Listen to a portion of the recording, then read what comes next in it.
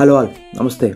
నేను మార్నింగ్ లేచేటప్పటికి మంచిగా చిరంజీవి పాట బ్యాక్‌గ్రౌండ్‌లో వస్తుంది. అది వింటూ అలా కూర్చునేటప్పటికి గాడ్ ఫాదర్ లాగా వెనకాల మా డ్యాడీ వచ్చి, "నువ్వు మర్యాదగా ఈరోజు నీ రూమ్ క్లీన్ చేసి తర్వాత నీ పని స్టార్ట్ చేయండి." మనకు అంత క్లాస్‌గా వార్నింగ్ ఇచ్చినప్పుడు మనం దాన్ని రిజెక్ట్ చేస్తే తర్వాత పరిస్థితి ఏమవుద్దో తెలుసు కాబట్టి సైలెంట్‌గా ఈరోజు మన రూమ్ క్లీనింగ్ అనేది స్టార్ట్. బేసిక్‌గా ఏ మిషన్స్ కన్నా క్లీనింగ్ అండ్ మెయింటెనెన్స్ అనేది చేయడం చాలా ఇంపార్టెంట్.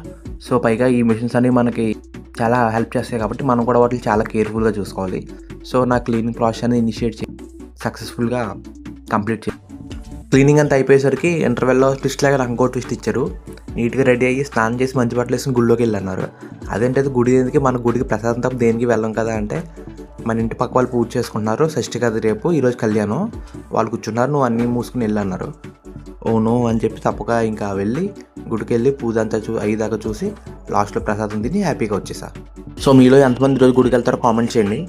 అలాగే మన ప్రొడక్షన్ అప్డేట్ వస్తే నిన్న పెద్దగా జరగలేదు. Stay tune for more updates.